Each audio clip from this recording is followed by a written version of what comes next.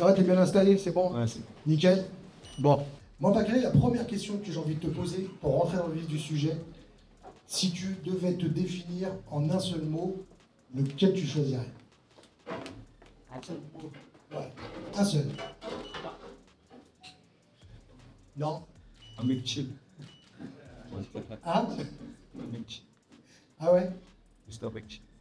Donc, Qui bosse? Un gros bosseur. qui bosse, un gros bosseur. Ouais. Honnêtement, si je devais choisir le mot, j'aurais vraiment choisi ce mot-là parce que je te connais depuis pas mal de temps et ce qui m'impressionne le plus, c'est ta capacité à travailler. Et je pense que tu es aussi le premier témoin de tout ça. Et c'est vrai que, voilà, tu ne prends pas la tête, mais tu bosses beaucoup. Ça, en posture, depuis tout petit, on est travaillé acharné, on est né dans ça. C'est devenu un mode de vie. Le travail, c'est devenu... Exactement. Ouais. Moi, Issa, j'ai une question à te poser avant de redonner la parole à Bakary. Toi qui as vu toute son évolution, comment est-ce que tu le perçois aujourd'hui, de là où il est parti? Comment est-ce que tu le perçois? Ah, je le perçois, il n'a rien volé, hein. Il a travaillé, il a fait des sacrifices, il a sacrifié un petit peu sa jeunesse, hein. Pendant que les autres de son âge s'amusaient, ben lui, il travaillait. Donc tout ce qu'il a aujourd'hui, c'est uniquement par le travail et la constance. Ouais. Donc voilà, on peut qu'être fier de lui c'est que grâce à lui, parce que c'est pas évident de rester concentré et de bosser. C'est des heures et des heures de travail. Les gens ne se rendent pas compte, mais c'est 15 ans de travail. Ouais. Tu vois, les jeunes, quand ils rentrent dans les salles de boxe, aujourd'hui, ils veulent tout de suite. Ça veut dire, Bakary, on rentre, ça fait que 1 an que tu boxes, ça fait 2 ans. Bakary, il boxe depuis 8 ans. Voilà, on se compare avec personne. On peut faire les choses, il y en a c'est plus long, il y en a c'est plus court. Mais c'est énormément de travail. Énormément de travail, il faut être discipliné, il faut être patient. Ouais. Le seul conseil que je peux donner aux jeunes, c'est la patience. Voilà. Le seul mot, c'est la patience. Soyez patient et voilà. C'est vrai que vous n'avez jamais brûlé les étapes. Vous avez toujours travaillé avec ce mot-là, le travail et la patience. C'est ça qui est impressionnant finalement. Parce que c'est vrai que ça peut brûler les doigts quand on voit qu'on a du talent, quand on voit que les choses peuvent arriver vite. On peut se précipiter et ça, vous ne l'avez jamais fait. Ah, mais après, c'est une question de choix, hein. La vie, c'est une question de choix. Il faut faire attention. Il ne faut pas prendre la grosse tête. Rien n'est acquis dans la vie. Rien n'est acquis dans tout ce qu'on essaie de procéder. Rien n'est acquis, que ce soit dans les affaires, que ce soit dans le sport. Il faut toujours rester concentré. Une réputation, vous pouvez mettre 10 ans à construire et en une fraction de seconde, tout se détruit. Pareil pour le sport, donc il faut faire attention et c'est un sport. Je ne pourrais même pas dire que c'est un sport. Parce qu'à partir du moment, pour moi, la boxe, c'est pas un sport. Quand vous faites de la compétition, c'est plus un sport. La personne qui est en face de vous veut vous tuer. Donc, on ne peut pas appeler ça un sport. Moi, je joue au foot, moi, je joue au tennis, moi, je ne joue pas de la boxe. C'est un sport quand ça reste dans le loisir. Là, quand Bakary boxe, ben, la personne veut le tuer. Donc, il a en face de lui un mec qui veut l'arracher la tête. Donc, on peut pas dire que c'est un sport. Donc, c'est une discipline qui est très dangereuse, il faut rester concentré. Et c'est une discipline qui est très ingrat parce que quand vous perdez un combat, tout est remis en question. Aujourd'hui, on peut gagner 10 combats, on peut être 3 fois champion du monde. À partir du moment où vous perdez, tout est remis en question. Donc c'est très très ingrat. Le public est très dur avec les sportifs, les combattants sont très durs. Donc c'est un sport, rien n'est acquis, il faut rester concentré et c'est comme ça. Moi, j'ai envie que tu fouilles un petit peu dans tes souvenirs les plus anciens. Quel est ton plus vieux souvenir de boxe? Et à quel âge c'était? Parce que moi, je t'ai vu boxer très très jeune. À l'époque où tu t'appelais El Felino. Le plus souvenir, c'est qu'on perd à ramener les ceintures. Ouais. À ramener les ceintures, on a fait une grosse organisation avec les petits, les jeunes amateurs. C'est une grosse organisation, ça m'a marqué parce que Ouais. j'avais 11 ans, j'avais une ceinture entre les mains. On va dire que ça Ouais. m'a donné l'espoir. Et aujourd'hui, tu parles de cette expérience de gamin qui touche sa première ceinture. Ça. Et... Ça, des fois, tu vois ça en Amérique, les petits ont des ceintures et tout. Ouais. En France, c'est la première fois qu'on a fait ça. Et tous les petits, on était comme des fous, tu vois. Une ceinture sur les mains. C'était tout un symbole, c'était vraiment toucher quelque chose. Quand tu gagnes des trophées, t'as une ceinture et puis t'as 11 ans, 10 ans, t'as un passant entre les mains. Que le même. Et aujourd'hui, tu touches des vraies ceintures. C'est ça. Hein? C'est ça. WBC Silver, que tu as défendu il y a pas longtemps.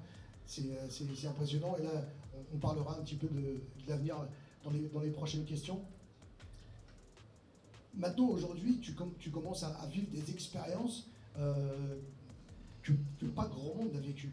Moi, j'étais impressionné de voir Bakary Samaké devant 40 000 personnes. Moi, j'aimerais, parce qu'il n'y a pas beaucoup de boxeurs en France qui peuvent se vanter de dire ce que ça fait que de boxer devant 40 000 personnes à la Défense Arena en ouverture du concert de Gazo. J'aimerais que tu nous en parles un petit peu. Bon, par rapport à ça, j'ai pas vraiment senti de pression, tu vois. Ah ouais? Pas vraiment senti de pression. La pression que j'ai sur mes épaules, c'est vraiment mon équipe. Tu vois, mon équipe, mon staff qui est. Voilà, c'est ça l'impression que j'avais. Vraiment Ouais. pas fauter pour pas les décevoir, tu vois. T'avais plus l'impression de décevoir ton C'est ça. équipe que les 40 000 personnes. Ouais, c'est rien. Mais c'est impressionnant quand même, 40 000 personnes, Ouais, ça. c'est quelque chose. Et je connais des équipes de foot, bon moi j'adore la boxe, je suis très football, il y a des équipes de foot qui ne réunissent pas 40 000 personnes. Et là, pour le coup, Après, là, c'était un mélange, quoi. Ouais. Boxe, on est. Mais j'étais focus, j'étais vraiment dans ma bulle ce jour-là. Du coup, j'ai pas calculé l'heure de barrage. Ouais. On a une question encore? Ok. Avance-toi. Moi j'avais une question, tu as progressé dans les classements WBC Bakary avec tes derniers combats. Tu as peut-être une demi-finale qui est prévue pour 2026, enfin en tout cas ça fait partie des possibilités. Le champion actuel c'est Sébastien Fundora, tu penses quoi de lui, ses forces, ses faiblesses, parce qu'il a un profil très particulier quand même. Ouais, il a un profil particulier, il est grand, très grand, il est grand allonge. Et très prenable, hein, très prenable. Alors, pour moi, faut vraiment avoir un game plan. Un game plan, une bonne préparation, mais c'est faisable. Là, j'ai vu, normalement, ils combattent face à dessus, là, ils font les autres combats. Ils font la revanche. On verra. Merci. Ouais. On a pas mal de questions. Hein. Ouais, une question pour les deux. Imaginons toute l'histoire de la boxe, toi et ça en tant que coach, et toi en tant que boxeur, qui t'aurait voulu affronter? Toi en tant qu'organisateur, pour ton fils, qui tu voudrais voir dans toute l'histoire de la boxe, peu importe le niveau, peu importe la catégorie, et toi, Bakary, qui t'aurais bien aimé affronter? Moi, en tant que promoteur et organisateur, j'ai des ambitions. Et j'aime faire des événements atypiques, des événements où c'est jamais arrivé, comme l'événement qu'on a fait à Châtelet-Léal, un événement gratuit, où les gens ont pu voir un combat de boxe professionnel, une ceinture de WBC gratuit, en plein centre commercial. On a fait l'événement aussi à l'Arena, une première mondiale, devant 40 000 personnes. On a mélangé la culture et le sport. Donc moi, mes ambitions à moi, en tant que promoteur, c'est de faire un Stade de France. Un jour, Bakary puisse faire un championnat du monde dans un Stade de France. Et quel boxeur? Quel boxeur? Le boxeur qui sera au top de sa catégorie ce jour-là. Pareil pour moi, pour le top, numéro 1. Qui sur la boxe? Tu as déroulé avant? Je savais poser la question. Ouais. Oui. Ouais, tu peux poser la question. Ah, Bakary, en fait, je voulais savoir comment tu gères les critiques, les mauvais avis, par exemple, quand là, ton dernier combat, ils disent ouais, c'est un plombier, tout ça, tu vois, alors que c'était difficile et tu t'es entraîné sérieusement pour ça, tu vois. Et après, il y aura toujours des critiques, hein, il y aura toujours des critiques. Et pour une critique, c'est qui arrive au final. Ok, regarde Floyd, il était critiqué, c'est fou. Et toi, est-ce que ça te donne Moi, ça plus me- d'énergie, tu vois? Exactement. Ok, d'accord. Parce qu'en fait, c'est qui arrive au final. Si on ne critique pas, c'est que c'est pas normal. Si on critique, c'est que c'est que t'arrives au bout. Ok, bah merci beaucoup.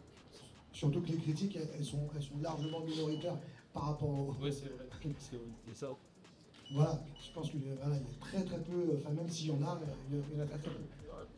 Je sais pas si on va avoir le temps une dernière question, rapidement. On va frustrer personne. Bonsoir à tous, je vais essayer de me dépêcher. Donc moi je travaille dans le marketing sportif, dans le partenariat sportif. Et je voulais savoir, Bakary Samaké, alors c'est une question pour vous deux, le promoteur et le combattant, quel serait votre partenaire de rêve? Vous êtes partenaire avec Venom, avec Point B, et combien ça coûte Bakary Samaké aujourd'hui? Je dis pas que c'est là. Après, son partenaire de rêve, c'est lui le combattant, donc c'est lui qui choisit ses sponsors, bien entendu. Et après, Bakary, aujourd'hui, ça commence à coûter cher. Une petite fourchette peut-être? Non, On discute pas à peu près. Quel âge ouais, c'est- Ça va t'acheter. Moi, je pense que dans les partenaires, il y aura toujours un resto dans l'histoire. Mais, hein,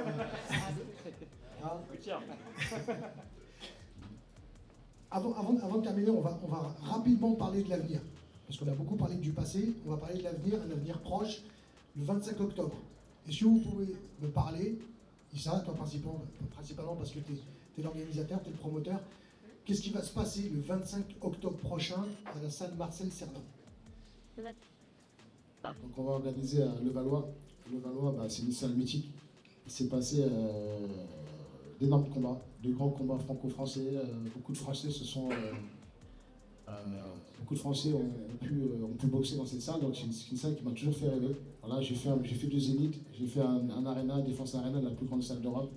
On a fait des événements en plein air et je voulais faire absolument cette salle-là. Donc pour moi c'est important. Il y a eu Jean-Marc Mormec qui ont boxé. Il y a énormément de Jean-Marc Mormec. La dernière fois que j'ai vu Jean-Marc Mormec, j'ai beaucoup de combattants, que Julien Lorcy, etc. Et j'en passe. Et je me suis dit que ce serait pas mal qu'on organise dans cette salle mythique. Le 25 octobre, on va faire un combat de maintien. Avant une grande échéance début 2026. Bakary disputera une demi-finale mondiale.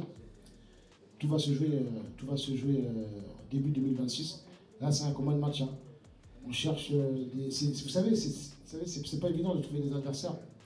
Vous savez, quand vous êtes classé, et quand les adversaires sont classés, on ne peut pas prendre n'importe quel adversaire. Les adversaires aujourd'hui qui sont dans les 50e mondiales, ils ont des carrières protégées, ils ont des promoteurs, ils ne viennent pas comme ça. Et voilà, ils ont déjà des projets. Donc c'est pour ça que des fois, on a des adversaires pour des combats de maintien, mais c'est parce qu'il est très dur de trouver des adversaires. On ne peut pas boxer n'importe qui. On ne peut pas boxer n'importe qui. On choisit cet adversaire, il va venir. Non, cet adversaire, il a un promoteur, il a déjà un projet, il sait là où il va aller. Donc c'est compliqué. Donc on essaie de négocier un bon combat franco-français. Je ne citerai pas de nom. On est en négociation. C'est un peu dur, mais j'aurais aimé ce combat-là pour Bakary. Pour Bakary, voilà. Pour moi, c'est un risque mesuré. Ça va faire un très beau combat. On essaie de voir. Bon, c'est pas évident les négociations. Mais quoi qu'il arrive, on essaiera de trouver le meilleur. Parce que Bakary, ce qu'il lui faut, c'est progresser. Et il est là le matchmaking, on va dire, pour faire progresser un combattant, c'est toujours les combats de qualité qu'il faut. Il ne faut jamais des combats trop forts faire et jamais des combats trop faciles. Quand tu fais des combats trop faciles, tu as une fausse confiance qui s'installe et le jour que ça commence à durcir, c'est pas bon. Il faut vraiment des combats qui te fassent progresser, des gens qui te donnent des fils à retordre, des gens qui sont là pour gagner. Voilà, donc on va faire le 25 octobre à Levallois, voilà, c'est une très belle fête. Et l'adversaire va être dévoilé dans pas longtemps. L'adversaire de Bakary sera un adversaire de taille et ça va être un très beau combat qui va le préparer pour les grandes échéances début 2026.